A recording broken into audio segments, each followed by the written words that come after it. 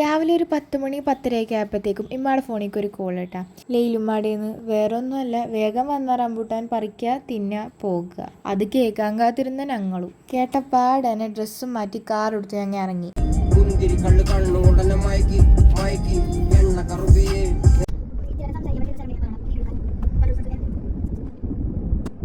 19 kilometre travel ചെയ്യാനുള്ളതുകൊണ്ട് തന്നെ അതും ഒറ്റയ്ക്ക് വളരെയധികം ടെൻഷനിലാണ് ഞങ്ങൾ പോയിട്ടുണ്ടായിരുന്നത്. പിന്നെ അവിടെ കിടക്കുന്ന റംബൂട്ടാൻ ആലോചിച്ച് മാത്രമാണ് നമ്മുടെ ടെൻഷനൊക്കെ കുറച്ചെങ്കിലും കുറഞ്ഞത് കേട്ടോ. പിന്നെ നമ്മളിതാ വീട്ടിലെത്തിയിട്ടുണ്ടായിരുന്നു കേട്ടോ. പിന്നെ നമ്മൾ എത്തിയ കറക്റ്റ് ആ ഒരു ടൈമിൽ തന്നെ അത്യാവശ്യം നല്ല രീതിക്ക് മഴയും പെയ്തിട്ടുണ്ടായിരുന്നു. പിന്നെയും ഉമ്മാടെ ഇത്താത്തയും കൂടി വന്നിട്ടുണ്ടായിരുന്നു കേട്ടോ. അപ്പം പിന്നെ അവരുടെ സംസാരമായി. ഞാൻ അതിൽ ഇടപെട്ടിട്ടുണ്ടായിരുന്നില്ല. ഞാൻ അവിടെയുള്ള എന്തൊക്കെയാണ് പറിക്കേണ്ടതെന്നൊക്കെ പോയി നോക്കി. അതിൻ്റെ ഇടയിൽ 2 എണ്ണം പോയി പറിച്ച് തിന്ന്. പിന്നെ ഇമ്മ കുറച്ച് സീതപ്പഴമില്ലേ, കസ്റ്റർഡ് ആപ്പിൾ, അത് പറിച്ചിട്ടുണ്ടായിരുന്നു. അതേപോലെ തന്നെ കുറച്ച് മൾബറീസൊക്കെ പറിച്ചിട്ടുണ്ടായിരുന്നു കേട്ടോ. എന്നിട്ട് അതൊക്കെ കൂടി എൻ്റെ കയ്യിൽ കൊണ്ട് തന്നിട്ടുണ്ടായിരുന്നു കേട്ടോ. എന്നിട്ട് ഞാനതൊക്കെ കൂടി ഒരു സൈഡിലേക്ക് മാറ്റി വെച്ചിട്ടുണ്ടായിരുന്നു കേട്ടോ. പിന്നെ ഒരു ചെറിയൊരു മഴയൊക്കെ ഉണ്ടായിരുന്നു. അതൊക്കെ കഴിഞ്ഞിട്ട് അവർ റംബൂട്ടാൻ പറിക്കാൻ കയറിയിട്ടുണ്ടായിരുന്നു. പിന്നെ ഇതിലൊന്നും എന്നെ നോക്കേണ്ട കാര്യമില്ല, കാരണം ഞാൻ ഇതിലൊരു ഭാഗമേ അല്ല.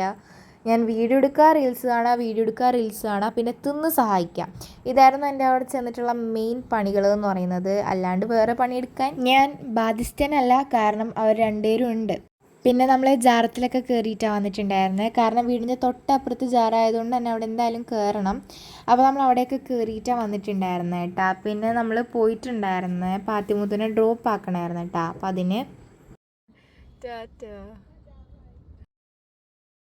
പിന്നെ എല്ലാം കഴിഞ്ഞിട്ട് നമ്മൾ വീട്ടിലേക്ക് തിരിച്ചു വന്നു കേട്ടോ. പിന്നെ നല്ല സൺസെറ്റൊക്കെ ഉണ്ടായിരുന്നു. അത് വീഡിയോ എടുക്കാൻ മറന്ന്.